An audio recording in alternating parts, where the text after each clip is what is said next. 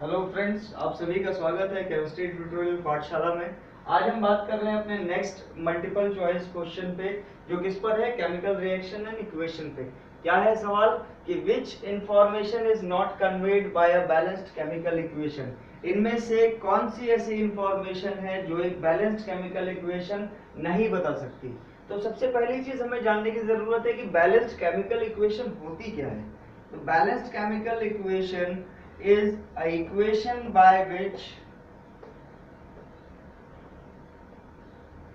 Balanced chemical equation वो equation होती है जिसके अंदर हमें law of conservation of mass and the number of products and reactions पता होने चाहिए। तो सबसे पहली चीज law of conservation of mass पता करने के लिए हमें क्या चाहिए कि इसका फिजिकल स्टेट मेंशन हो, फिजिकल स्टेट हमें पता हो। ठीक है। दूसरी चीज, जो पर्टिकुलर मॉलिक्यूल या एटम यूज हो रहा है उनका सिंबल या फॉर्मूला हमें पता हो। ठीक ना। तीसरी चीज क्या है कि जब हम बैलेंसिंग की बात करते हैं, इसका मतलब नंबर ऑफ एटम्स और मॉलिक्यूल्स।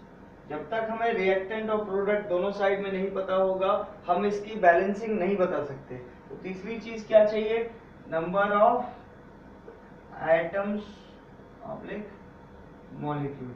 अब हम आते हैं अपने ऑप्शंस पे, क्योंकि इससे हमें पता चलेगा कि कौन सी ऐसी चीज है जो हम बैलेंस्ड केमिकल इक्वेशन से नहीं पता कर सकते। पहला देखिए, physical state of reactant and product. क्या फिजिकली हमें अगर ए और बी का फिजिकल स्टेट नहीं पता हो तो क्या हम law of conservation of mass follow कर सकते हैं? नहीं, इसलिए ये पता होता है। ठीक है।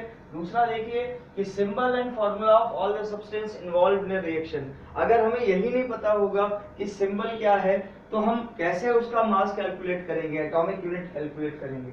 इसलिए हमको सिंबल भी पता होता है। तीसरी चीज, number of atoms molecules of reactant and product. क्या मतलब हुआ कि जितने कितने नंबर ऑफ रिएक्टेंट और एटम्स हैं, ये क्वांटिटी अगर नहीं पता होगी तो हम बैलेंसिंग कर ही नहीं सकते। क्योंकि हमें क्या दिखाना है कि नंबर ऑफ एटम्स और molecules present in reactant is equal to the number of atoms और मॉलिक्यूल्स इन प्रोडक्ट। यानी रिएक्टेंट और प्रोडक्ट के नंबर ऑफ एटम्स एक पर्टिकुलर एलिमेंट के यानी सब के बराबर होने चाहिए, तभी वो इक्वेशन बैलेंस्ड इक्वेशन कहलाती है। तो ये भी ऐसा नहीं है, ये इंफॉर्मेशन नहीं दी जाती, ये तीनों इंफॉर्मेशन दी जाती है।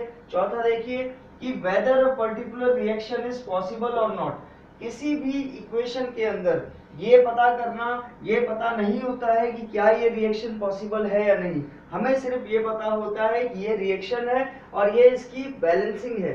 हम उसको बैलेंसिंग, अगर बैलेंस नहीं होता है तो उसे बैलेंस करते हैं। तो हमारा जो आंसर होगा वो होगा डी, क्योंकि हमें नहीं पता कि ये पर्टिकुलर रिएक्शन पॉसिबल है या नहीं है। Thank you for watching this video. कृपया इसे कमेंट करें और शेयर करें। Thank you.